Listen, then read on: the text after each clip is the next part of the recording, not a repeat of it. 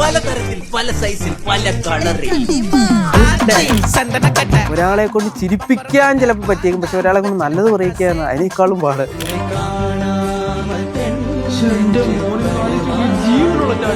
3 കൊല്ലം KSEB, 1.5 കൊല്ലം ദുബായിൽ. അവിടെ ഇരിക്കുമ്പോൾ ഈ ഭയങ്കര ഭ്രാന്ത് പിടിക്കും. അപ്പം ഒരു ജസ്റ്റ് ഒരു റിഫ്രഷ്മെന്റിന് വേണ്ടിയിട്ട് ഞാൻ ഇവിടെ നാട്ടിൽ വിളിച്ചു പറഞ്ഞാൽ എന്റെ ക്യാമറ ഒന്ന് കൊടുത്തു വിടുമെന്ന്. ചുമ്മാ വ്ളോഗിങ് സ്റ്റൈൽ എടുക്കാൻ വേണ്ടിയിട്ട് കൊടുത്തു വിടാന്ന് ഉദ്ദേശിച്ച് ഇടുന്ന വീഡിയോസ് എല്ലാം മില്യൺ അടിക്കാൻ തുടങ്ങി. 10 മിനിറ്റ് കൊണ്ട് തന്നെ 1 lakhിന് above പോകും. പിന്നെ ഇത് ഞാൻ ഫേസ്ബുക്കിൽ അപ്ലോഡ് ചെയ്ത് തുടങ്ങി. ഫേസ്ബുക്കിൽ നിന്ന് കണ്ട് 15 ദിവസം കൊണ്ട് $1000. അന്നേരം തന്നെ ഞാൻ റിസൈൻ ചെയ്തു. നല്ല തെറിയായിരുന്നു. ഒരു വഴിക്ക് ഞാൻ എന്നെ ഇവിടുന്ന് കരകയറ്റി വിട്ടതാ, പിന്നെ തിരിച്ചു വന്നേക്കുന്നേ. അപ്പനൊരു പുലിയാണ്. ഇപ്പോഴും എന്നോട് പറയുന്നത് നിനക്ക് ജോലി ഇല്ലാതെ ഞാൻ പെണ്ണാല്. അതാണ് ഇപ്പൊ ഒരു പ്രശ്നം. പക്ഷെ ഒരു പ്രണയമൊക്കെ വേണ്ടതായിരുന്നു. പ്രണയിച്ചില്ലെന്ന് ആര് പറഞ്ഞു? പറയാൻ പോണല്ലോ ഉള്ള.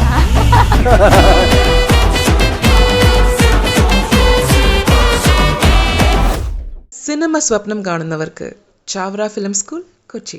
ഇന്ന് നമ്മുടെ കൂടെ ജോയിൻ ചെയ്തിരിക്കുന്നത് റിയാക്ഷൻ റീൽസിലൂടെ നമ്മളെ എല്ലാം ചിരിച്ച് മണ്ണ് വെപ്പിക്കുന്ന നമ്മുടെ സ്വന്തം ക്രേസി അനൂപാണ്.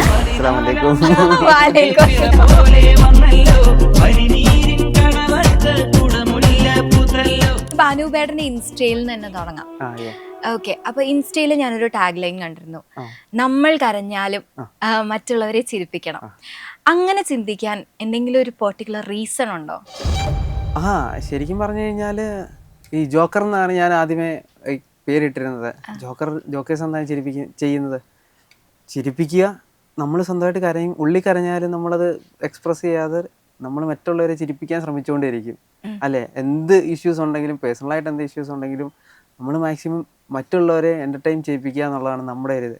അതുകൊണ്ടാണ് ഞാൻ ഏറ്റവും കൂടുതലും ആ ഒരു വേർഡ്സ് തന്നെ അതിനകത്ത് പ്ലേസ് ചെയ്തത്. അപ്പൊ ഞാൻ അതാ ടാഗ് ലൈനിൽ നിന്ന് തന്നെ ഒരു കാര്യം ചോദിക്കട്ടെ, ഉള്ളിൽ ഭയങ്കരമായിട്ട് വിഷമിക്കുന്ന ഒരാളാണോ, കരയുന്ന ഒരാളാണോ?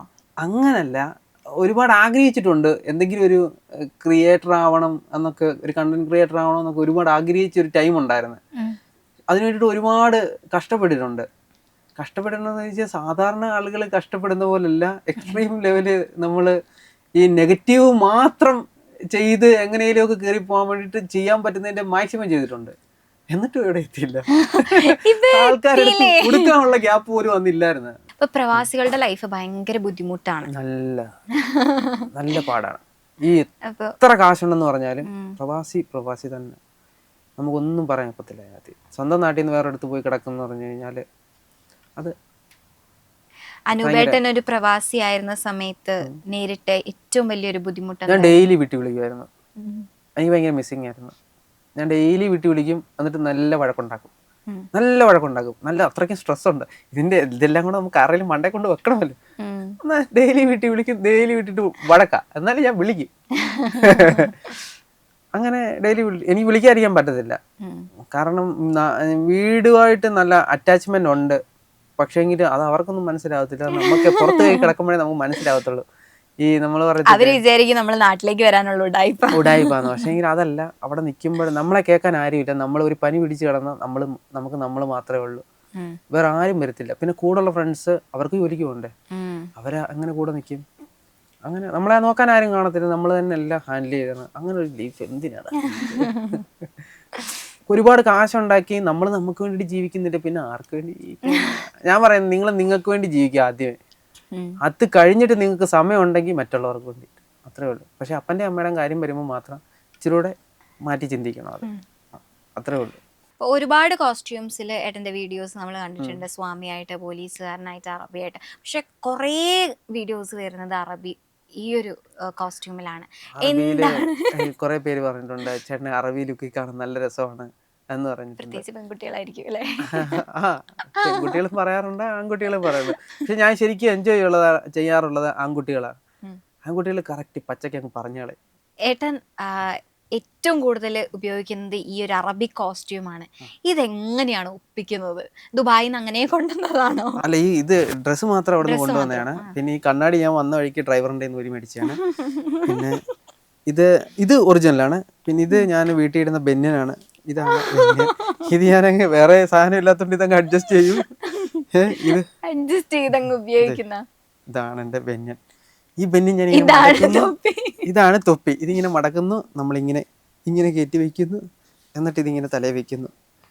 നമ്മള് വീട്ടിൽ ഷൂട്ട് ചെയ്യുമ്പോൾ നമ്മൾ മാത്രമേ ഉള്ളൂ, ഞാൻ കൈലി പോലും കൊടുക്കാതെ ഇത്രയും ഭാഗം മാത്രം അത്രയും മാത്രമേ കാണുന്നുള്ളൂ. പണ്ട് കുഞ്ചാക്കോവിന്റെ ഒരു മൂവിക്കകത്തിലെ മറ്റേ വാർത്ത വായിക്കുന്ന ഒരു രംഗം ഉണ്ടല്ലോ, എണീറ്റ് പോകുമ്പോ പാന്റ് ഇല്ല, കോട്ട് മാത്രമേ ഉള്ളൂ. അതേ അവസ്ഥയാണ് ഞാൻ ഷൂട്ടിംഗ് ടൈമൊക്കെ. ഹരിമൻ നോക്കുന്നില്ലല്ലോ, വളരെ ഫണ്ണാ. ഇതിനൊരു ചെറിയ പ്രചോദനം നമ്മുടെ ലാലേട്ടന്റെ ശ്രീനിവാസന്റെ സിനിമയിൽ നിന്നുണ്ടായിരുന്നു. ഞാൻ ഇടുന്ന എക്സ്പ്രഷൻസ് മുഴുവനും മലയാള സിനിമയാണ്, ഉറപ്പായിട്ടും. മലയാള സിനിമയാണ് എന്റെ ഗുരു. ലാലേട്ടൻ, ശ്രീനിയേട്ടൻ, പിന്നെ ജഗതിയേട്ടൻ, അമ്പിളിച്ചേട്ടൻ, പിന്നെ ജഗദീഷ് ചേട്ടൻ, പിന്നെ അശോകൻ ചേട്ടൻ മെയിനാണ് എൻ്റെ, പിന്നെ സലീമേട്ടൻ, ഇവരുടെ ഇത്രയും എക്സ്പ്രഷൻസ്. ദിലീപേട്ടൻ മെയിൻ, ഏറ്റവും കൂടുതൽ ദിലീപേട്ടനാണ് കോപ്പി. ഇവരിത്രയും, പിന്നെ ഇന്നസെൻ്റ് ചേട്ടൻ, ഇന്ദ്രൻ ചേട്ടൻ, ഇത്രയും ടീമിൻ്റെ സാധനമാണ് ഞാൻ മിക്സ് ചെയ്തിട്ട് ഈ എക്സ്പ്രഷൻ അടിച്ചുകൊണ്ടിരിക്കുന്നത്. അത് പലരും പറയാറുണ്ട് കമൻറ്റ് ബോക്സിൽ, എവിടൊക്കെയോ ദിലീപേട്ടൻ്റെ ഒരു എവിടൊക്കെയോ സലീമേട്ടൻ്റെ ഒരു ഡയലോഗ് പോലെ. പിന്നെ സുരാജേട്ടൻ, അത് ഞാൻ എടുക്കാറുണ്ട്. ഇത്രയും പേരെ എൻ്റെ മനസ്സിലിങ്ങനെ സ്ട്രൈക്ക് ചെയ്ത് നിൽക്കുന്ന അവർക്ക് ഇത് ഞാൻ എടുക്കും, ഇത് വെച്ചിട്ട് ഞാൻ അടിക്കുന്നത്. പിന്നെ എൻ്റെതായ ചില സാധനങ്ങളും ഞാൻ ഇടും, കയ്യിൽ നിന്നിടും.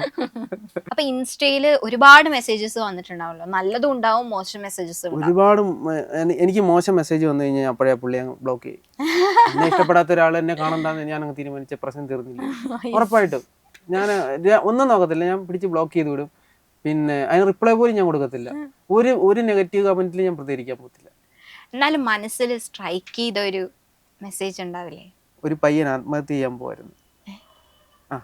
എനിക്ക് വന്ന മെസ്സേജ്, ഒരു പയ്യൻ ആത്മഹത്യ ചെയ്യാൻ പോവാ. പുള്ളിക്കാരന് അത് ഇച്ചിരി പേഴ്സണലാണ്, എന്നാലും ആളെ അറിയാത്തോണ്ട് ഞാൻ കഥ പറയാം. പുള്ളിക്കാരന് ഒരു വൈഫും കുട്ടിയുള്ളൊരു പെങ്കൊച്ചുമായിട്ട് അഫെയർ ആയിരുന്നു. അപ്പം പിന്നെ തുടരാൻ പറ്റത്തില്ല എന്ന് പറഞ്ഞപ്പോൾ ഇയാൾക്ക് ഭയങ്കര ഡിപ്രഷൻ ആയിപ്പോയി. അപ്പോൾ ഇയാൾ ആത്മഹത്യ ചെയ്യാൻ വേണ്ടിയിട്ട് ഇങ്ങനെ വിഷമിച്ച് ഇങ്ങനെ ഇരിക്കുക. അപ്പോൾ എനിക്ക് ഇങ്ങനെ തുരിതുരാ മെസ്സേജ് വന്നുകൊണ്ടിരിക്കുക, ചേട്ടാ എൻ്റെ ഫ്രണ്ട് ലിസ്റ്റിൽ ഞാൻ ആ കൊച്ചിനെ ഫോളോ ചെയ്തിട്ടുണ്ടെന്ന്. അപ്പം ഇങ്ങനെ, ചേട്ടാ ഒന്ന് പറയുമോ ചേട്ടാ, ചേട്ടൻ പറഞ്ഞ കേൾക്കും, ചേട്ടൻ ഫോളോ ചെയ്യുന്നില്ലയോ, ഒന്ന് പറ, അതാ ഇതാന്ന് പറഞ്ഞാൽ എന്നോട് ഇങ്ങനെ കുറേ മെസ്സേജ് അയച്ചുകൊണ്ടിരിക്കുക. എന്നിട്ട് എന്നെ അറിയാവുന്ന എൻ്റെ കമൻറ്റ് ബോക്സിലുള്ളവർക്കെല്ലാം ഇങ്ങനെ ആ ചേട്ടനോടൊന്ന് പറ എന്ന് പറഞ്ഞിട്ട് ഇങ്ങനെ കുറേ മെസ്സേജ് വന്നു. അങ്ങനെ കുറേ പേര് എന്നെ വിളിച്ച് പറഞ്ഞ്, എടാ ഇതുപോലൊരു പയ്യൻ ഇങ്ങനെ കിടന്ന് സംസാരിക്കുന്നുണ്ട്.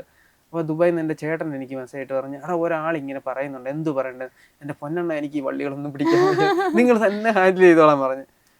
പുള്ളി ഉപദേശിച്ച് പുള്ളി പിന്നെ ആത്മഹത്യയുടെ വക്കീൽ നിന്നൊക്കെ മാറി. ഇവിടെ എറണാകുളത്ത് ഏതോ കമ്പനിയിൽ ജോലി കിട്ടി, സെറ്റായി. അത് കഴിഞ്ഞിട്ട് ഈ പുള്ളി എന്നെ വിളിക്കുവാണ്, എങ്ങനെ മെസ്സേജ് അയക്കുവാണ്, എന്തോ ചെയ്ത്, ചേട്ടാ ചേട്ടൻ്റെ വീഡിയോ ചേട്ടനെ അന്ന് അങ്ങനെ പറഞ്ഞുകൊണ്ട് മാത്രമേ ഞാൻ രക്ഷപ്പെട്ടെ, ഇല്ലായിരുന്നെങ്കിൽ ഞാൻ ആത്മഹത്യ ചെയ്ത് കൊത്തേണ്ടായിരുന്നു കേട്ടോ എന്ന് പറഞ്ഞിട്ടുണ്ട്. പക്ഷെ ഞാൻ ഡയറക്റ്റാ പുള്ളിയോട് സംസാരിച്ചിട്ടില്ല, വേറെ കുറച്ച് പേരോടാണ്. അതാണ് എൻ്റെ മുന്നിൽ ഒരാൾ ആത്മഹത്യ ചെയ്യാൻ പോവാന്ന് പറഞ്ഞു കഴിഞ്ഞാൽ ഭയങ്കര സംഭവമില്ലേ, ഞാൻ പേടിച്ച്, ഞാൻ പാനിക്കായി പോയി. പുള്ളി എൻ്റെ ഫ്രണ്ട് ലിസ്റ്റിൽ കിടക്കുന്നതുകൊണ്ടാണ് പുള്ളി അങ്ങനെ സംസാരിക്കാന്നുള്ള രീതിയിൽ വന്നേ.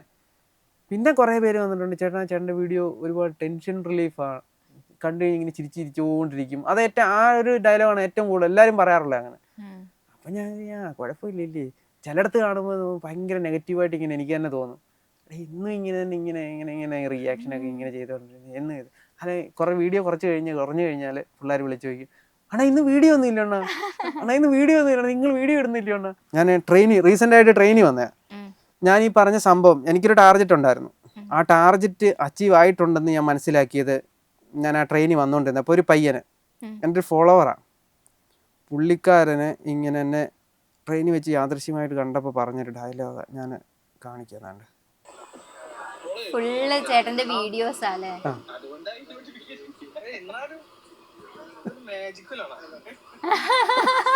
അവന്റെ ഫോണിൽ എന്റെ ഇത് മാത്രമേ കാണുന്നുള്ളൂ.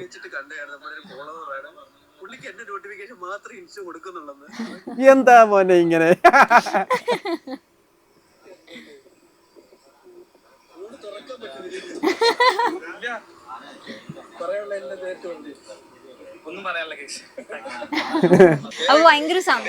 ഇതൊക്കെ ഭയങ്കര സന്തോഷമാണ്. എനിക്ക് ഈ കൊച്ചു പിള്ളേരെന്ന് പറഞ്ഞാൽ ഭയങ്കര ക്രൈസാ. അപ്പൊ ഞാനിങ്ങനെ ഓരോ ചെറിയ പരിപാടികളൊക്കെ ഇങ്ങനെ പിള്ളേരുടെ പോയി ഇങ്ങനെ നടത്താറുണ്ട്. അവരുടെ റിയാക്ഷൻ എന്തായിരിക്കും? പിള്ളേർ വന്നിട്ട് ബ്രോ ഐഡിയ ഏതാ. പിന്നെ ഞാൻ വീട്ടിൽ വന്നിട്ട് ഈ ഇത് നോക്കും, മെസ്സേജിൽ നോക്കുമ്പോ കാണാം ഞാൻ ഫാത്തിമ 5B ഞാൻ ഫാത്തിമ ഫൈസി. 90s കിഡ്സിനെ ചിരിപ്പിക്കാനാണോ 2K കിഡ്സിനെ ചിരിപ്പിക്കാനാണോ പാട്? 90 കിഡ്സിനെ എളുപ്പത്തിൽ ചിരിപ്പിക്കാൻ പറ്റും. അതെന്താ അങ്ങനെ തോന്നാൻ കാരണം? കാരണം അവർക്ക് ഈ നൊസ്റ്റാൾജി അങ്ങനെയുള്ള സംഭവങ്ങൾ, ഈ ഫീലിങ്സ് അതൊക്കെ പെട്ടെന്ന് ക്രിയേറ്റ് ആവും. പക്ഷേ 2Kക്ക് അങ്ങനെയല്ല. കണക്റ്റ് ആവാൻ കുറച്ച് പാടാന്നല്ല, അവർ ഏറ്റവും കൂടുതൽ വിമർശനാത്മകമായ രീതിയിലാണ് അത് കാണുന്നത്. ഇവ എന്തിരി കാണിക്കുന്നത്, ഇവന് പ്രാന്ത ഏജ് പോവാൻ പറയും. തിരുവനന്തപുരം ഭാഷ പറഞ്ഞു കഴിഞ്ഞാൽ അടിച്ചു പോകുന്നയാളെ എന്ന് പറയും. ആ ഒരു മെന്റാലിറ്റിയാ 2K പിള്ളേർക്ക്. പക്ഷേങ്കിൽ പ്രതികരണശേഷിയുള്ള പിള്ളേരാണ്, മനസ്സിലായി. 90s ആണ് പോടാ എന്ത്, അപ്പോൾ അതിനൊരു സീനില്ല, നമുക്കതെങ്ങനെ മാനേജ് ചെയ്ത് വിടാമെന്നുള്ളൊരു മൈൻഡാ. 2K അങ്ങനെയല്ല, പ്രതികരിക്കും, നല്ല രീതിയിൽ പെട്ടെന്ന് പ്രതികരിക്കും. അതുകൊണ്ട് തന്നെ നല്ല രീതിയിൽ തെറിവിളി 2K ഇടയ്ക്ക് ഇളകും. അപ്പൊ ഇനി ഒരു വീഡിയോ നമ്മളിവിടെ ഓൺ ദ സ്പോട്ട് കൊടുക്കാണ്. ആ ഒരു വീഡിയോ അനൂപേട്ടൻ ഇപ്പൊ റിയാക്ട് ചെയ്തതാണ്. കൊടു സാധനം കൊടുക്കി, നമ്മളിവിടെ റെഡി ആയിരിക്കുന്നു. എന്റെ പൊന്നോ, എന്തൊക്കെ സഹിക്കണോടാ ഒരു സ്കൂളിൽ പോവാൻ വേണ്ടിട്ട്. അവന്റെ കരച്ചില് കണ്ട പിള്ളേരെ സ്കൂളിൽ കൊണ്ടുപോകാൻ വേണ്ടി എന്തും വേണ്ടി പാടാ വിടുന്നത്. ഇന്ന് നോക്കിയേ, ഇതുങ്ങളെയൊക്കെ വീട്ടിൽ ഇരുത്തി കഴിഞ്ഞാണ്ടല്ലോ സ്വസ്ഥത കിട്ടൂല. സ്കൂളിൽ കൊണ്ടുപോയി വിട്ട് കഴിഞ്ഞാണ്ടല്ലോ നോ പ്രോബ്ലംസ്. പിള്ളേരുടെ കൂടെ അങ്ങനെ പൊക്കോളൂ. എന്തായാലേ പ്രായമുള്ള പിള്ളേരല്ല.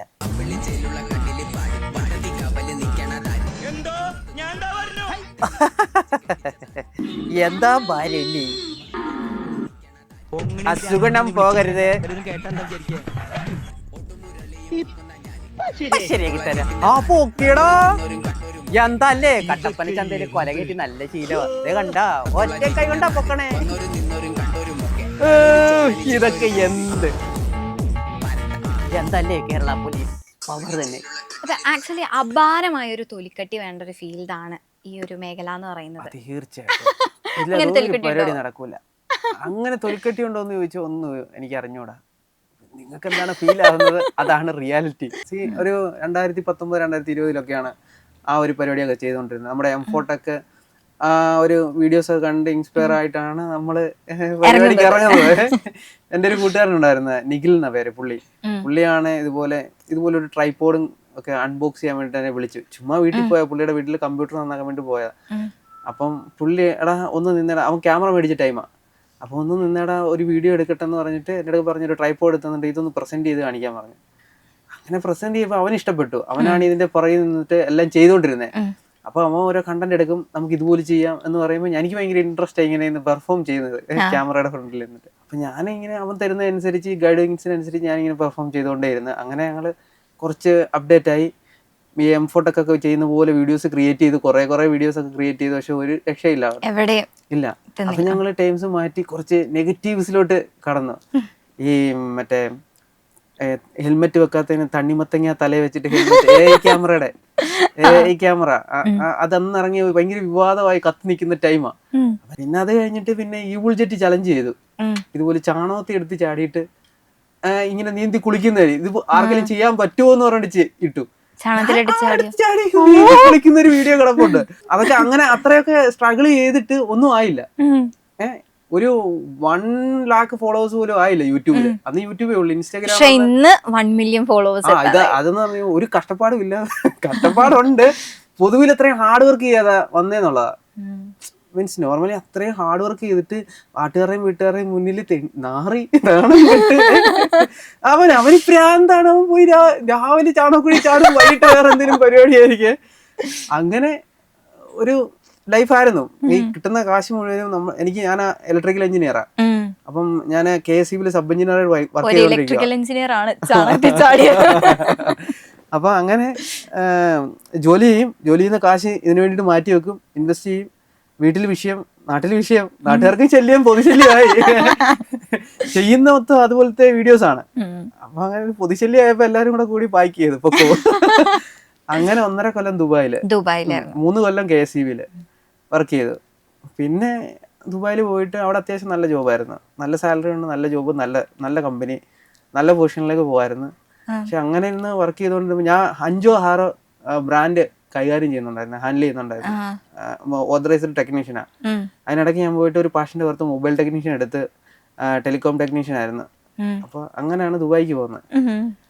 അപ്പൊ അവിടെ ഇരിക്കുമ്പോ ഈ 5 ബ്രാൻഡൊക്കെ ഹാൻഡിൽ ചെയ്യുക പറഞ്ഞു കഴിഞ്ഞാൽ ഭയങ്കര തലവേദനയാ. അയ്യോ, ബ്രാൻഡാണ്, ഓതറൈസ്ഡ് ആണ്, ഭയങ്കര ഭ്രാന്ത് പിടിക്കും. അപ്പം ഒരു ജസ്റ്റ് റിഫ്രഷ്മെന്റിന് വേണ്ടിയിട്ട് ഞാൻ ഇവിടെ നാട്ടിൽ വിളിച്ചു പറഞ്ഞാൽ എന്റെ ക്യാമറ ഒന്ന് കൊടുത്തു വിടുമെന്ന്, ചുമ്മാ വ്ളോഗിങ് സ്റ്റൈൽ എടുക്കാൻ വേണ്ടിയിട്ട് കൊടുത്തു വിടാന്ന് ഉദ്ദേശിച്ചത്. അങ്ങനെ കൊടുത്തു വിട്ടു. പിന്നെ ഇൻസ്റ്റാഗ്രാമിൽ അങ്ങനെയാണ് ഞാൻ ശ്രദ്ധിച്ചു തുടങ്ങി. അങ്ങനെ ഒരു സംഭവം ഉണ്ട്, അക്കൗണ്ട് ക്രിയേറ്റ് ചെയ്തിട്ടുണ്ട്, പക്ഷേങ്കിൽ അങ്ങനെ വീഡിയോസ് ഒന്നും ഇടാറില്ലായിരുന്നു. അപ്പൊ ഞാൻ ഈ ഇങ്ങനെ സ്ക്രോളിംഗ് സ്ക്രീനിൽ ഇങ്ങനെ കാണും ഓരോരുത്തർ ഇങ്ങനെ വീഡിയോസ് ചെയ്യുന്നത്. ഈഗിളിന്റെ വീഡിയോസ് കാണാറുണ്ടായിരുന്നു. അതായത് ഒരു ഇത് കാണുമ്പോൾ നമുക്കൊരു റിലീഫാ. അപ്പൊ അങ്ങനെ കാണുമ്പോൾ ഞാൻ ചോദിച്ചേടാ എന്നാ പിന്നെ നമുക്ക് എന്തെങ്കിലുമൊക്കെ ചെയ്യാമെന്ന് വിചാരിച്ച് അവിടെ ബാൽക്കണി ഉണ്ട്. അപ്പൊ ആ ബാൽക്കണി ഇരുന്ന് കഴിഞ്ഞാല് നല്ല വ്യൂ ആ. എനിക്കന്ന് ഷാർജ മുനിസിപ്പാലിറ്റിയുടെ ഫുള്ള് കാണാൻ പറ്റും. നല്ല വ്യൂ ആ. അപ്പൊ ഞാൻ എന്നിട്ട് ക്യാമറ ചുമ്മാ സെറ്റ് ചെയ്തിട്ട് ഇങ്ങനെ ഇരുന്ന് നോക്കിയപ്പോൾ അടിപൊളി രസമുണ്ട്. അങ്ങനെ ക്യാമറയെ നോക്കി പ്രസന്റ് ചെയ്ത് വീഡിയോ ഒരു സൈഡിൽ കാണും, ക്യാമറയെ നോക്കി പ്രസന്റ് ചെയ്യും, വീഡിയോ ഒരു സൈഡിൽ കാണും. ആദ്യം ഇച്ചിരി നെഗറ്റീവ് കണ്ടന്റ്സ്, അഡൾട്ട് കണ്ടന്റ്സ് ഒക്കെ എടുത്തിട്ട് റിയാക്ട് ചെയ്ത ആ കൺട്രിയിൽ അത്രയും ഇഷ്യൂസ് ഇല്ലല്ലോ, നമ്മൾ ഇവിടുത്തെ കൂട്ട് ഇതില്ല. അപ്പൊ അങ്ങനെ ഇടുന്ന വീഡിയോസ് എല്ലാം മില്യൺ അടിക്കാൻ തുടങ്ങി. ഒരു കൂടി വന്ന ഒരു 10 മിനിറ്റ് കൊണ്ട് തന്നെ 1 lakhിനെ പോകും ഏത് വീഡിയോ ഇട്ടാലും. ഒരു പ്രചോദനം. പിന്നെ നമ്മള് സ്റ്റേ ചെയ്യുന്നൊരു ഇതുണ്ടല്ലോ, ബിൽഡിംഗ് ഉണ്ടല്ലോ, അതിന്റെ താഴോട്ട് ഇറങ്ങി തുടങ്ങുമ്പോൾ തന്നെ ആൾക്കാർക്ക് മനസ്സിലാകാൻ തുടങ്ങി. ഇൻസ്റ്റയില് കണ്ടായിരുന്നല്ലോ വീഡിയോ, ബ്രോ ഇല്ലയോ അത്?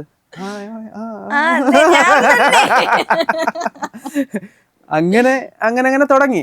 പിന്നെ ഇത് ഞാൻ നൈസായിട്ട് ഫേസ്ബുക്കിൽ അപ്ലോഡ് ചെയ്ത് തുടങ്ങി. ഫേസ്ബുക്കിൽ നിന്ന് കണ്ട് 15 ദിവസം കൊണ്ട് $1000 ജനറേറ്റ് ആയി. അന്നേരം തന്നെ ഞാൻ റിസൈൻ ലെറ്റർ ഇട്ടു. എനിക്ക് വേണ്ട, കാരണം കമ്പനി സാലറിയുടെ ഏകദേശം ഓൾമോസ്റ്റ് അടുത്തായി. അപ്പോഴേ ഞാൻ റിസൈൻ ലെറ്റർ ഇട്ടു. സാറിനോട് പറഞ്ഞു, സാറേ ഞാൻ പോവാ, എനിക്ക് പണി ഞാൻ പോവായി. അങ്ങനെ ഞാൻ അവിടുന്ന് ചാടി ഒരു നാട്ടിൽ വരുന്നതിന് മുമ്പേ തന്നെ റിസൈൻ ലെറ്റർ അടുത്ത ദിവസം തന്നെ അതിന് ബാൻ കിട്ടി പേജിന്. ഈ അഡൽട്ട് കണ്ടന്റ് ഇടുമ്പോൾ ഓൾറെഡി ബാൻ വരുമല്ലോ, അങ്ങനത്തെ ബാൻ കിട്ടി. അപ്പൊ ഞാൻ എടാ വലിച്ച് ഇനി എന്ത് ചെയ്യും, റിസൈനും ചെയ്ത് ഇനി ഒന്നും ചെയ്യാൻ ഒക്കത്തില്ലല്ലോ, എന്തായാലും വന്നേ പറ്റൂ.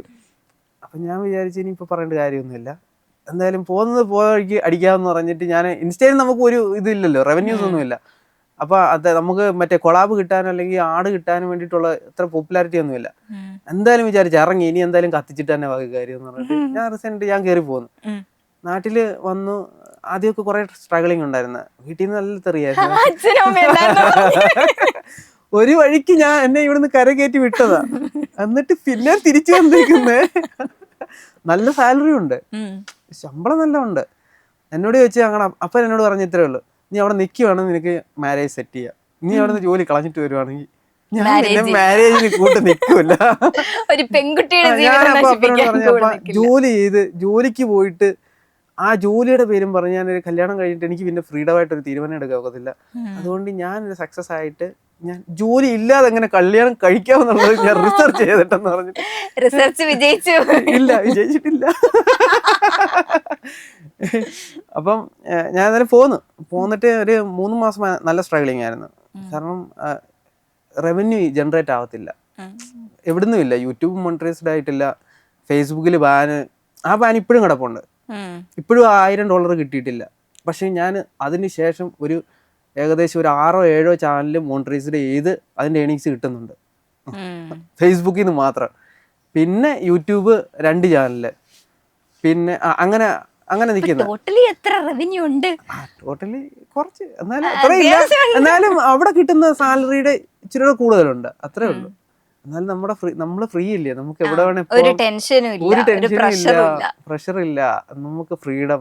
നമുക്ക് എപ്പോ വേണേ എങ്ങോട്ട് പോണേ ഒരു ട്രാവൽ ചെയ്യണമെങ്കിൽ നമുക്ക് ആരെയും പെർമിഷൻ വേണ്ട, നമുക്ക് പോവാം, ഫ്രീ ആയിട്ട് പോവാം, പൈസ ഉണ്ട് പോവാം, നമ്മുടെ ഇഷ്ടം എല്ലാം തീരുമാനിക്കണം. ഇഷ്ടപ്പെട്ട ഫുഡ് കഴിക്കണം, കഴിക്കാം. ഏറ്റവും ഇഷ്ടപ്പെട്ട ഫുഡ് ഏതാ? അങ്ങനെയൊന്നുമില്ല, നാടൻ ഫുഡുകളെല്ലാം ഇഷ്ടമാണ്. നാടൻ ഫുഡ്, ചീനി, ചക്ക, വലിയ വില കൊടുത്ത് നമുക്ക് അപ്പുറത്തുനിന്ന് ഇപ്പുറത്തുനിന്ന് കട്ടുപറിച്ച് തിന്നാൻ പറ്റുന്നത്. അങ്ങനെ പറയില്ലേ, നാട്ടുകാരെന്നെ പിടിച്ചിട്ട് കുനിക്കും. ഇപ്പൊ ഒരുപാട് കോമഡി നടന്മാരെല്ലാം പറയുന്നത് കേട്ടിട്ടുണ്ട്, ഈ ഒരു മനുഷ്യനെ ചിരിപ്പിക്കുക എന്ന് പറയുന്നത് ഭയങ്കര ബുദ്ധിമുട്ടാണ്. അങ്ങനെ തോന്നിയിട്ടുണ്ടോ? തീർച്ചയായിട്ടും. ഒരാളെ കൊണ്ട് ചിരിപ്പിക്കാൻ ചിലപ്പോൾ പറ്റിയേക്കും, പക്ഷെ ഒരാളെ കൊണ്ട് നല്ലത് പറയിക്കുക അതിനേക്കാളും പാട്. മനസ്സിലായോ? ഇതിനകത്ത് ഏതായിരുന്നു ഏറ്റവും ഏറ്റവും പാട് ഒരാളെ കൊണ്ട് നല്ലത് പറയിക്കാനാണ്. ഒരാളെ ചിരിപ്പിക്കാൻ നമ്മൾ എന്തെങ്കിലും കോമഡിത്തരം കാണിച്ചു കഴിഞ്ഞാൽ തന്നെ, അല്ലെങ്കിൽ നമ്മൾ നടന്നു പോകുന്ന വഴിക്കൊന്ന് മറിഞ്ഞു വീണാൽ തന്നെ നോക്കി ചിരിച്ചു പോകും. ഓട്ടോമാറ്റിക്കലി വരുന്നതാ. പക്ഷെ അത് അവര് വീടുമ്പോൾ ചിരിക്കണമെന്ന് വിചാരിച്ചിട്ട് ചിരിക്കുന്നതല്ല. അങ്ങനെയാണ് മൈൻഡ് മനുഷ്യന്റെ. അപ്പം ഒരാളെ ചിരിപ്പിക്കുക എന്നുള്ളത് എളുപ്പമാണ്. ഞാൻ നോക്കിയിട്ട് സിമ്പിൾ ആയിട്ടുള്ളൊരു കാര്യമാണ്. പക്ഷേങ്കിൽ അത് ഏത് രീതി ചിരിപ്പിക്കുക എന്നുള്ളത് അത് ഒരാളെ കഴിവ് തന്നെ. ഒരുപാട് ടേക്ക് പോകാറുണ്ടോ ഒരു റിയാക്ഷൻ വീഡിയോയ്ക്ക് തന്നെ? ആദ്യമേ ഞാൻ വീഡിയോ കാണും, എന്നിട്ട് ഞാൻ അതിനെ കുറിച്ച് തിങ്ക് ചെയ്യും. ഇത് എങ്ങനെ ഇത് ചെയ്തു കഴിഞ്ഞാൽ ആൾക്കാർക്ക് എന്റർടൈൻമെന്റ് ആക്കാൻ പറ്റുമെന്ന് ഞാൻ ആലോചിക്കും. കുറേ തവണ ഇരുന്ന് ആലോചിക്കും. പിന്നെ അതിന് വേണ്ടിയിട്ട് പ്രാക്ടീസ് ചെയ്യും. 1, 2, 3, 4 ടേക്കൊക്കെ പോകാറുണ്ട്. അതും ഒരു ടേക്കിന് ഒരു 45 മിനിറ്റ് അല്ലെ 45 സെക്കൻഡ് ഉള്ള വീഡിയോയ്ക്ക് വേണ്ടിയിട്ട് ഞാൻ 4 മിനിറ്റ് 5 മിനിറ്റിന്റെ ഷോട്ട് എടുത്ത് വെക്കും. എന്നിട്ട് അതിന് കറക്റ്റ് ആയിട്ടുള്ള എഡിറ്റിംഗ് ഒക്കെ എല്ലാം ഞാൻ തന്നെ, എഡിറ്റിങ്, ഷൂട്ട്, ലൈറ്റിങ് എല്ലാം ഒറ്റയ്ക്ക് ഇരുന്ന് ചെയ്തിട്ട്, ക്യാമറ അത്രയും ദൂരമായിരിക്കും. ഇവിടെ ക്യാമറ എങ്ങനെയാണ് സെറ്റ് ചെയ്തേക്കുന്നത് അത്രയും ഡിസ്റ്റൻസിലായിരിക്കും ക്യാമറ ഇരിക്കുന്നത്. ഞാൻ എന്നിട്ട് ഓരോ ഷോട്ട് കഴിയുമ്പോൾ എണീറ്റ് പോയിട്ട് ക്യാമറ പൗസ് ചെയ്തിട്ട് തിരിച്ച് വന്നിരിക്കും. പിന്നെ ഇപ്പം ഇച്ചിരി കൂടെ അപ്ഡേറ്റ് ആയി. OBS സ്റ്റുഡിയോയിലാണ് ഇപ്പോൾ ചെയ്തുകൊണ്ടിരിക്കുന്നത്, ഗ്രീൻ സ്ക്രീനൊക്കെ ഇട്ട്. അപ്പം മൗസിൽ ഞാൻ കൺട്രോൾ ചെയ്യല്ല. പിന്നെ ഓരോ ഷോട്ടും വീഡിയോ ഒറ്റ കോസ്റ്റ്യൂമുള്ള ഒറ്റ കോസ്റ്റ്യൂമിൽ ഒരു ദിവസം 10-12 വീഡിയോ ഞാൻ ക്രിയേറ്റ് ചെയ്തിടുമായിരുന്നു ഒരു ദിവസം. അപ്പൊ എന്റെ തല എന്റെ ഇവിടെ ആ ഒരു ഇൻസ്റ്റ എവിടെ തുറന്നാലും എന്റെ തല എന്റെ ഫിഗർ, അതാ എന്റെ ഒരു കോൺസെപ്റ്റ്. അങ്ങനെ വർക്ക് ചെയ്തതാ. അപ്പം ഒരു 12 വീഡിയോ ഒരു ദിവസം ഞാൻ അങ്ങനെ കാൽക്കുലേറ്റ് ചെയ്തിട്ട് ഞാൻ വീഡിയോ ഇട്ട് തുടങ്ങി. അപ്പൊ ഇത് കാണുന്നവർക്ക് വേണമെങ്കിൽ അത് പ്രാക്ടീസ് ചെയ്ത് നോക്കാം. പക്ഷെ എല്ലാ ഇൻഫ്ലുവൻസേഴ്സിനും എല്ലാ ഇൻഫ്ലുവൻസേഴ്സും ഇങ്ങനെ തോട്ട് ചെയ്ത് നെഗറ്റീവ് ചിന്ത വെച്ചിട്ടുണ്ട്. ഒരു ദിവസം ഒറ്റ വീഡിയോ ആവാവും, ഒരു ദിവസം അല്ലെങ്കിൽ 2 ദിവസം ഒറ്റ വീഡിയോ ആവാവും, ഒരു വീഡിയോ ഇട്ട് കഴിഞ്ഞാൽ അടുത്ത വീഡിയോ ഉടനെ ഇടരുത്, റീച്ച് കിട്ടത്തില്ല.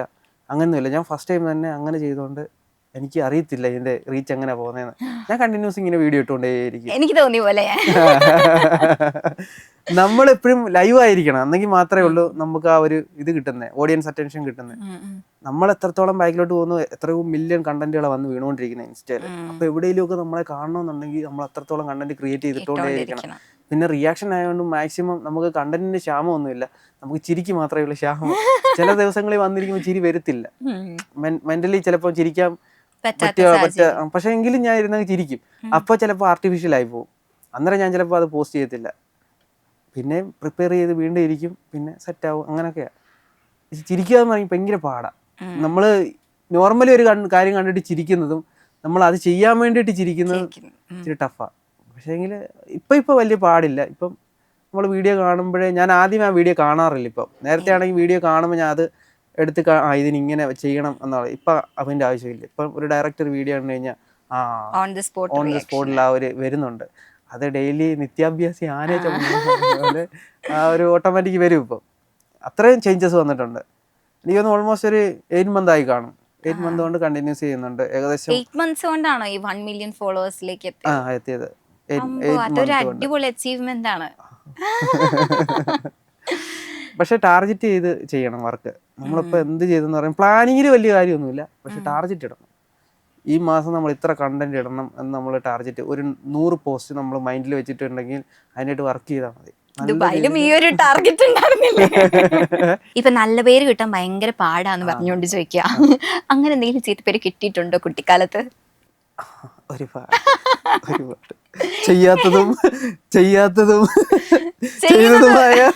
ചെയ്തതുമായ ഒരുപാട്. ചെയ്തത് പറയാൻ ചിലപ്പോ ബുദ്ധിമുട്ടുണ്ട്. ചെയ്യാത്ത ഒരു കാര്യത്തിന് പറയാം. ഇതുപോലെ ഞാൻ 10th പഠിക്കുമ്പോഴാണ്, SLC എക്സാം വരുന്നതിന് തൊട്ട് മുമ്പാ. ഇതുപോലെ എനിക്ക് 8ാം ക്ലാസ് തൊട്ടേ ഫോണുണ്ട്. ഞാൻ പറഞ്ഞില്ലേ, ഞാൻ ഒരു ഫോൺ എഡിറ്റ് ആണ്. പക്ഷെ എനിക്ക് 8ാം ക്ലാസ് തൊട്ടേ ഫോണുണ്ട്. പക്ഷെ വീട്ടിലറിയത്തില്ല. അങ്ങനെ ഒരു ഇതുണ്ട്. ഞാൻ രാവിലെ മോർണിംഗ് പത്രം ഇടാൻ പോകും. പിന്നെ അങ്ങനെയൊക്കെ കുറച്ച് കാശൊക്കെ കിട്ടുമ്പോൾ നമ്മളത് സേവ് ചെയ്ത് ഫോൺ മേടിക്കും. ഫോൺ ഭയങ്കര ക്രൈസാണ്. ഓരോ ഫോൺ ഇങ്ങനെ മാറ്റിക്കൊണ്ടിരിക്കും. അപ്പം അന്നൊക്കെ ആണെങ്കിൽ 2700, 1200 അങ്ങനെയൊക്കെയുള്ള ചെറിയ ചെറിയ ഫോണുകളാണ് നോക്കിയത്. അത് ട്രെൻഡിനനുസരിച്ച് നമ്മൾ മേടിച്ചിങ്ങനെ ഉപയോഗിച്ചുകൊണ്ടിരിക്കും. തീർച്ചയായിട്ടും. അപ്പം ഇങ്ങനെ യൂസ് ചെയ്തുകൊണ്ടിരിക്കും. അപ്പം സ്കൂളിൽ പോകുന്ന സമയത്ത് എനിക്ക് എൻ്റെ കയ്യിൽ ഫോണുണ്ട്. അപ്പം ഇത് വീട്ടിൽ അറിയത്തില്ല. അപ്പം എൻ്റെ ഈ ഫോൺ ഉണ്ടെന്നുള്ളത് എൻ്റെ ഫ്രണ്ട്സിനൊക്കെ അറിയാം. പിന്നെ സ്കൂളിലെ ടീച്ചർമാർക്കും അറിയാം. ടീച്ചർമാര് മേടിച്ചു വെക്കും. അല്ല വീട്ടിൽ അറിയത്തില്ലല്ലോ. ഓ നമ്മള് പറയും ചേട്ടന്റെ കടയിൽ കൊടുക്കാൻ കൊണ്ടുവന്ന ഇതാന്നൊക്കെ പറഞ്ഞ് എസ്കേപ്പ് ആവും. അപ്പം എന്റെ ഫോണുണ്ട്, നമ്പറുണ്ട്. ഞാൻ അപ്പം കൂടുതൽ പെമ്പിളാർക്കൊക്കെ നമ്പർ കൊടുക്കും. അത് മറ്റുള്ള ദുരിതവിഷയം കൊണ്ടല്ല, എല്ലാവരും വളരെ ഫ്രണ്ട്ലിയാണ്. ഞാനും അതുപോലെ ഇങ്ങനെ ഫ്രണ്ട്ലിയാണ്. അപ്പൊ ഇങ്ങനെ കൊടുക്കും. എന്നിട്ട് ഒരു ദിവസം ഈ കൊച്ചിന് വേറെ ആരാണ്ട് വിളിച്ച്, ഇവക്ക് ഫോണില്ല, ഇവിടെ അമ്മയുടെ ഫോണിലാണ് വിളിക്കുന്നത്. എന്റെ പേര് പറഞ്ഞിട്ടാ വിളിച്ചേ. നീ എവിടാ, ഞാൻ അങ്ങോട്ട് വരട്ടെ എന്നൊക്കെ പറഞ്ഞിട്ട് വളരെ നെഗറ്റീവായിട്ടാ സംസാരിച്ച്. അവക്കറിയാവുന്ന ഒരു അനൂപ് ഞാൻ മാത്രമേ ഉള്ളൂ.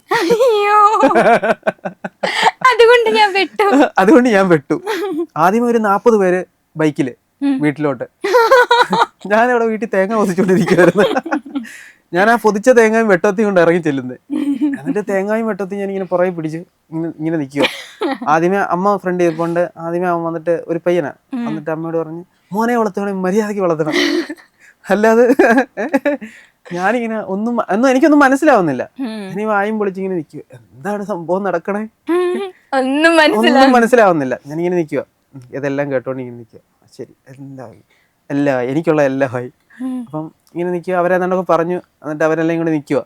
എന്നെക്കൊണ്ട് എൻ്റെ ഓട്ടോഗ്രാഫ്, ആ 10ാം ക്ലാസ്സിൻ്റെ ആ SLC എക്സാമിന് മുമ്പ് നമ്മൾ ഓട്ടോഗ്രാഫെല്ലാം എഴുതി മേടിക്കുമല്ലോ പിള്ളേരെന്ന്. എൻ്റെ ഓട്ടോഗ്രാഫ്, ബയോഗ്രഫി, അമ്മമാരെൻ്റെ ബയോഡേറ്റ വരെ അഴിച്ചു പറക്കി. എന്നിട്ട് ഇവന്മാർക്ക് ഫോൺ കണ്ടുപിടിക്കാൻ പറ്റിയില്ല. ഞാൻ പിന്നെ ഫോൺ എൻ്റെ ഒരു ഫ്രണ്ടിൻ്റെ മാറ്റി കൊടുത്തു. അപ്പം തന്നെ എടുത്ത് കൊടുത്ത് ഞാൻ അവിടെ നിന്ന് മുങ്ങി. എന്നിട്ട് ഞാൻ ഈ ഫോണ് മാറ്റിയിട്ട് സംസാരിച്ചു. എന്നിട്ട് അപ്പം വന്നപ്പോഴത്തേക്കിനും അപ്പം ഇച്ചിരി ടെററാ, ഇച്ചിരി സ്ട്രോങ് ആയിട്ടുള്ള ആളാ. അപ്പം വന്നിട്ട് അമ്മമാരോട് വിളിച്ച നമ്പർ വിളിക്കാൻ പറഞ്ഞു. എന്റെ ദൈവഭാഗ്യം എന്ന് പറയാം, വിളിച്ചപ്പോ ആ നമ്പർ റിങ് ചെയ്ത് എടുത്തു കോളപ്പുറത്ത്.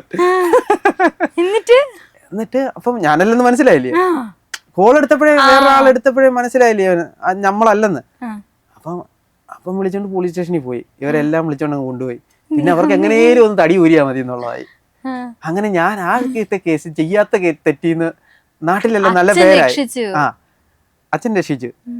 ഈ ദുബായിക്ക് പറഞ്ഞു വിടുന്നത് അപ്പം തന്നെ, നീ എങ്ങനെയും പോയി രക്ഷപ്പെടണമെന്ന് പറഞ്ഞ് തള്ളി പറഞ്ഞു വിടുന്നത് അപ്പം തന്നെ, പഠിക്കാൻ കോളേജിൽ അഡ്മിഷൻ മേടിച്ചു തരുന്നത് അപ്പം തന്നെ. അത് പ്രത്യേക ഇല്ല എല്ലാത്തിനും. നമ്മൾ എന്തേലും ഒക്കെ ആക്കിയിട്ടുണ്ടേ അപ്പം പറയും, നീ അത് പഠിച്ച് ജയിച്ചാൽ നിനക്ക് ഞാൻ ജോലി മേടിച്ചു തരാം. പഠിച്ച് മേടിച്ചു എൻ്റെ ഒരു വിദ്യാഭ്യാസത്തിന് കിട്ടാവുന്നതിൽ ഏറ്റവും മാക്സിമം നല്ല ശമ്പളത്തിൽ എനിക്ക് ജോലി മേടിച്ചു തന്നു. ഇവിടെ ഇരുന്ന് പുള്ളിക്കാരൻ ദുബായി ജോലി മേടിച്ചു തന്നു. എനിക്ക് ഭയങ്കര അപ്പം പുലിയാണ്. അപ്പം ഇപ്പോഴും എന്നോട് പറയുന്നത്, നിനക്ക് ജോലി ഇല്ലാതെ ഞാൻ പെണ്ണാലോചിക്കത്തില്ല. അതുകൊണ്ട് ഞാൻ അപ്പനോട് പറഞ്ഞു, അപ്പൊ ഞാൻ ജോലി ഇല്ലാതെ ഞാൻ പെണ്ണും കെട്ടത്തുള്ളൂ. അല്ലെങ്കിൽ അല്ല, പണിക്ക് വിടുന്ന ജോലി ചെയ്യുന്നതിനൊക്കെ എനിക്ക് താല്പര്യമാണ്. പക്ഷെ എനിക്കൊരു വാശി ഉണ്ടായിരുന്നു. അത്രയൊക്കെ നാണം കെട്ട് നാറിയിട്ട് പോകുമ്പോ തിരിച്ചു വന്ന് എന്തെങ്കിലും ആയി കാണിച്ചില്ലെന്നുണ്ടെങ്കിൽ അതൊരു പ്രശ്നമാണ്. അത് ഞാൻ എന്നോട് ചെയ്യുന്ന ഒരു വലിയ തെറ്റാ. കാരണം ഞാൻ അത്രയ്ക്ക് എഫേർട്ട് ഇട്ടിട്ടുണ്ട് ഓരോ കാര്യത്തിനും. അത് എൻ്റെ കൂടെ നിൽക്കുന്നവർക്ക് നന്നായിട്ട് അറിയാം. ഞാൻ പറഞ്ഞു, നിഖിൽ എന്ന് പറഞ്ഞൊരു പയ്യനുണ്ട് എൻ്റെ കൂടെ. അവനാണ് എന്നെ എല്ലാത്തിനും ഇങ്ങനെ ഓരോ കാര്യത്തിനും ഇങ്ങനെ മോട്ടിവേറ്റ് ചെയ്തുകൊണ്ടിരിക്കുന്നത്. എന്ന് പറഞ്ഞിട്ടാണ് ഞങ്ങൾ രണ്ടുകൂടെ പ്ലാൻ ചെയ്തിട്ടാണ് ഞാൻ ദുബായിൽ നിന്ന് റിസൈൻ ഇടുന്നത്. എന്നിട്ട് അവനിങ്ങനെ വെയിറ്റ് ചെയ്തിരിക്കുക, അടാ നീ എപ്പോൾ വരുവാടാ. അവന് അവിടെ പിന്നെ ബാംഗ്ലൂരില് ഗ്രൗണ്ട് സ്റ്റാഫായിട്ട് വർക്ക് ചെയ്യുക എയർപോർട്ടിൽ. അവനടുത്ത ജോബിയൊക്കെ റിസൈൻ ചെയ്തിട്ട് അവനും പോന്നു. ഞാൻ വരുന്നതിന് 2 മാസം മുമ്പേ ഞാൻ ഇവിടെ ഉണ്ട്. അപ്പൊ ഞങ്ങൾ രണ്ടുപേരും കൂടെ റീസെന്റ് ഞങ്ങൾ ഈ ഒരു മാസം മുമ്പ് വരെ ഉണ്ടായിരുന്നു. പിന്നെ അവന് അത്യാവശ്യം കുറച്ച് പരിപാടിയായിട്ട് ഇപ്പൊ അങ്ങോട്ട് മാറി നിൽക്കുക ഉണ്ട്. ഇവിടെ തന്നെ ഉണ്ട്, എറണാകുളത്ത് തന്നെ ഉണ്ട്. അപ്പൊ അങ്ങനെ നിൽക്കുന്നു. ഞാനപ്പോ അവനെ ഡിസ്റ്റർബ് ചെയ്യുന്നില്ലെന്ന് മാത്രമേ ഉള്ളൂ. അവൻ കുറച്ച് പരിപാടിയായിട്ട് നിൽക്കുക, അത് ഞാൻ വീഡിയോയിൽ പറയൂല. അപ്പൊ അങ്ങനെ നിൽക്കുന്നോണ്ട് ഞാൻ ശരി ഓക്കെ എന്ന് പറഞ്ഞ് നിൽക്കുന്നു. അടുത്ത മാസം ചിലപ്പോ ജോയിൻ ചെയ്യും തിരിച്ച്. പറയാൻ ഒക്കില്ല എപ്പോഴാന്നുള്ളത്. എന്തായാലും ഇത്രയും സപ്പോർട്ട് ചെയ്ത് നിൽക്കും. എന്ന് പറയാം, അങ്ങനെ പറയാൻ പറ്റൂല വീഡിയോയില്. ഓക്കെ, ഇപ്പം ഒരുപാട് റീൽസിന്റെ ഇടയ്ക്ക് ഒരു റീലില് ഞാൻ കണ്ടു, പബ്ലിക്കിന്റെ അടുത്ത് പോയിട്ട് ചോദിക്കുന്നത് സിംഗിൾ ആണോ കമ്മിറ്റഡ് ആണോ. ഇപ്പൊ എല്ലാവർക്കും വേണ്ടിട്ട് ഞാൻ ആ ചോദ്യം തിരിച്ചു ചോദിക്കട്ടെ, സിംഗിൾ ആണോ കമ്മിറ്റഡ് ആണോ? സിംഗിളാ. സിംഗിൾ. വേറെ ലവ് സ്റ്റോറീസ് എന്ന് പറയാന് ഒരുപാടുണ്ട്. എനിക്ക് ഒരുപാട് ലവ് സ്റ്റോറീസ് പറയാനുണ്ട്. നമ്മുടെ ഇമാജിനേഷൻസിൽ ഒരുപാട് ലവ് സ്റ്റോറീസ്. എത്ര ലവ് സ്റ്റോറീസ്. നമുക്ക് ഒരു ദിവസം ഒരു ലവ് സ്റ്റോറി ആലോചിക്കാമല്ലോ, സ്വപ്നങ്ങൾ കാണാമല്ലോ.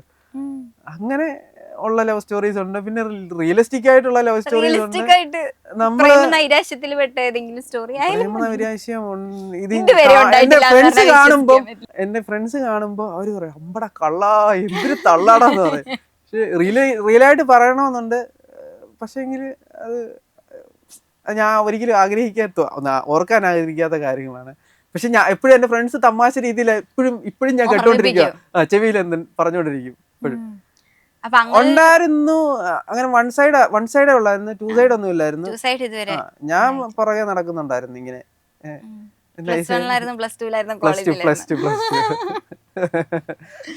പ്ലസ് ടുവിലുണ്ടായിരുന്നു. ഞാൻ പ്ലസ് 2 പഠിക്കുമ്പം അവിടെ 8ാം ക്ലാസ് കയറി പെൺകൊച്ചു പഠിക്കുന്നുണ്ടായിരുന്നു.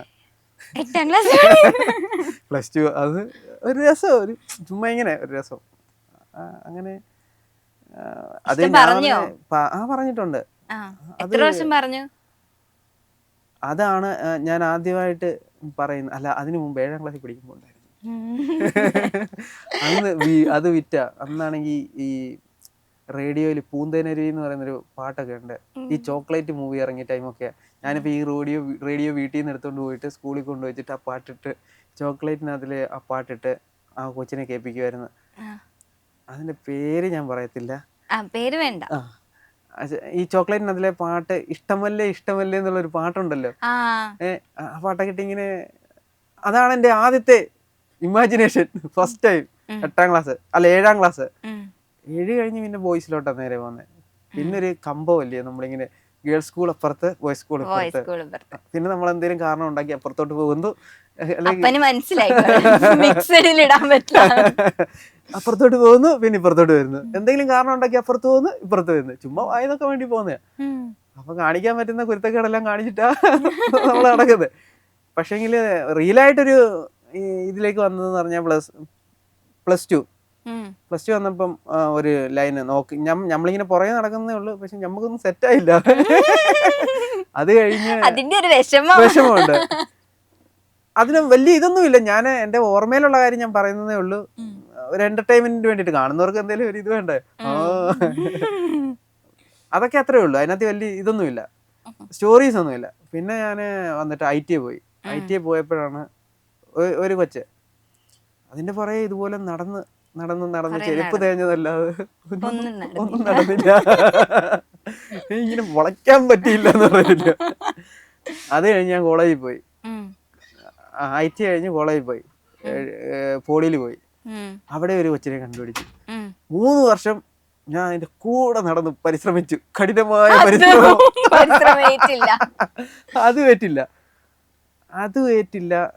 അത് ഏറ്റില്ലെന്നല്ല, ഞാൻ പറഞ്ഞില്ല. ഒരു രസം ഉണ്ടായിരുന്നു എനിക്ക്. ഈ 2-3 പുറകെ നടന്നപ്പോ തന്നെ എനിക്ക് ഒന്നും നടക്കാത്തപ്പോഴേ എനിക്ക് മനസ്സിലായി ഇനി ഇതൊന്നും നടക്കാൻ പോണില്ല.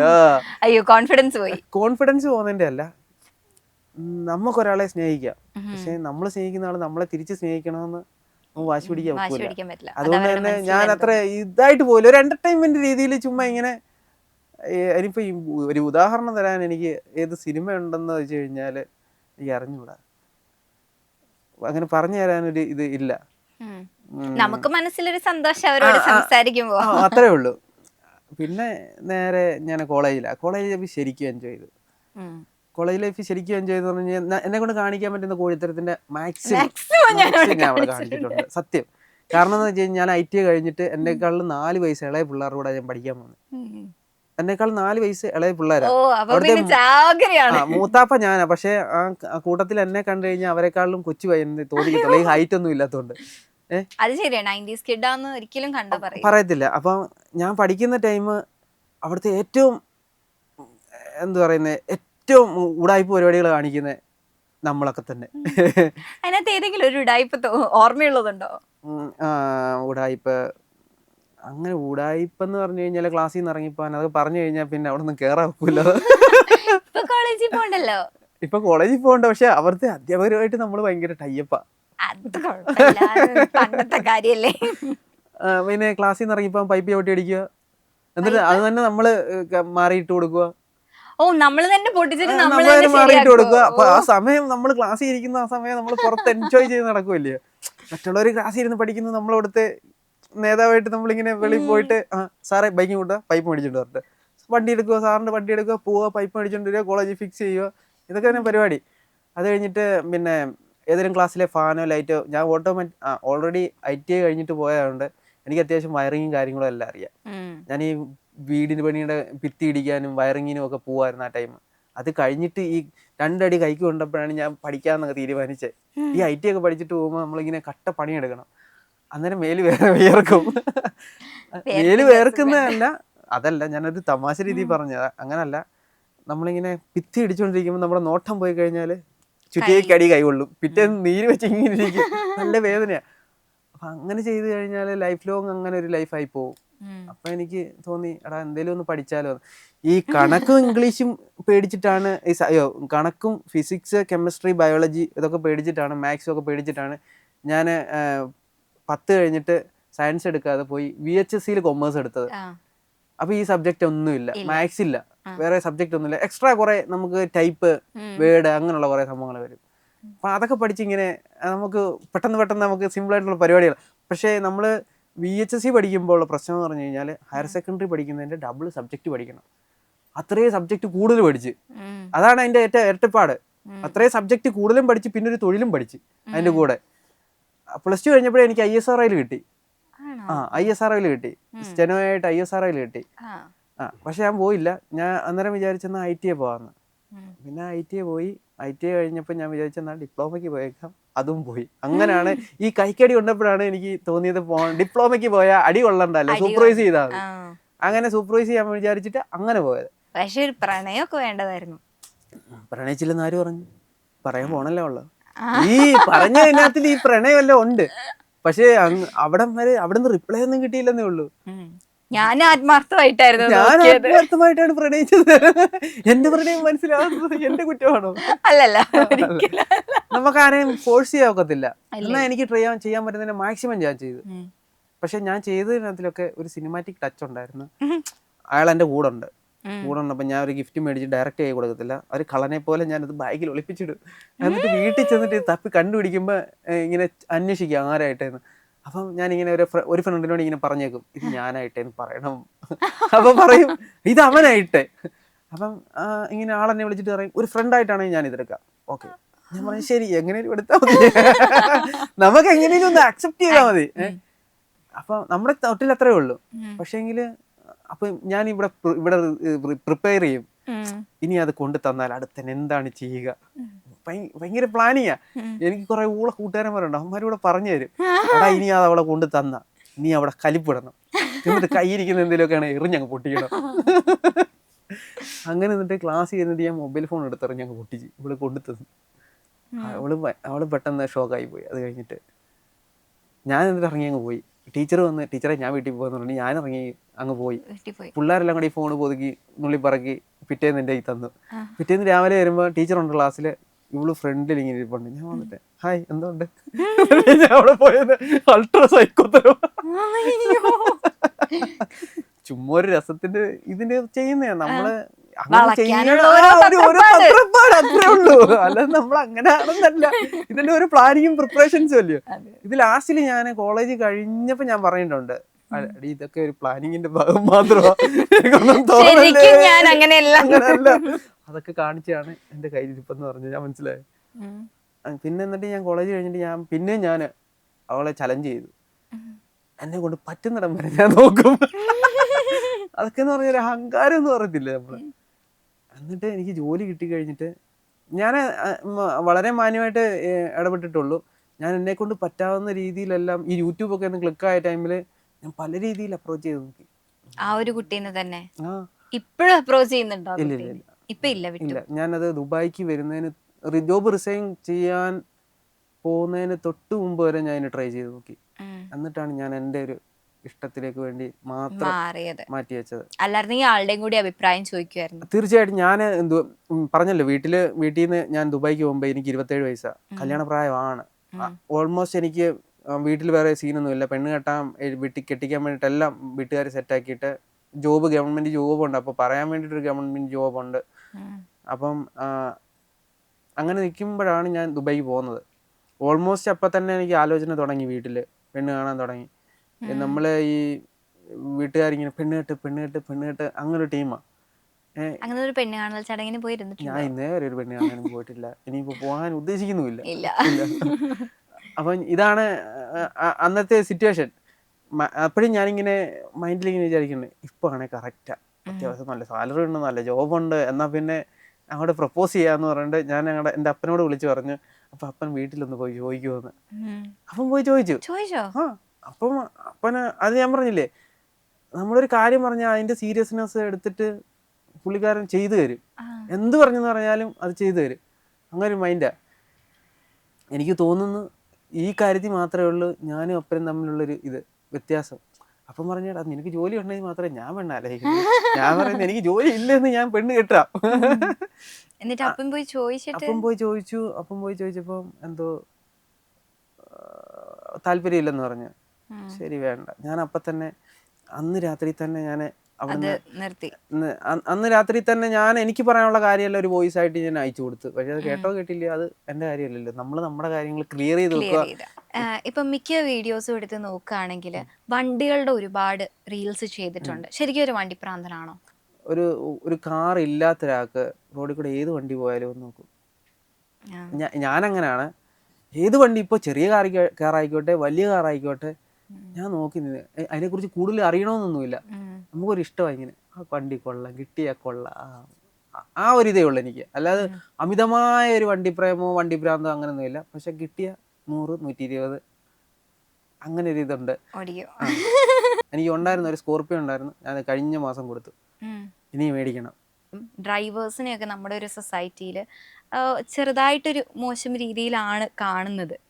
അപ്പൊ ആ ഒരു സംഭവം എങ്ങനെയാണ് നോക്കി കാണുന്നത്? ഡ്രൈവിംഗ് എന്ന് പറഞ്ഞു കഴിഞ്ഞാൽ നമ്മൾ ഈ മലയാളികൾക്കിടയിലേ ഉള്ളൂ, മലയാളികളെന്നല്ല ഈ ഇന്ത്യയിലേ ഉള്ളൂ ചെയ്യുന്ന ജോലിക്ക് റെസ്പെക്റ്റ് കിട്ടാത്ത.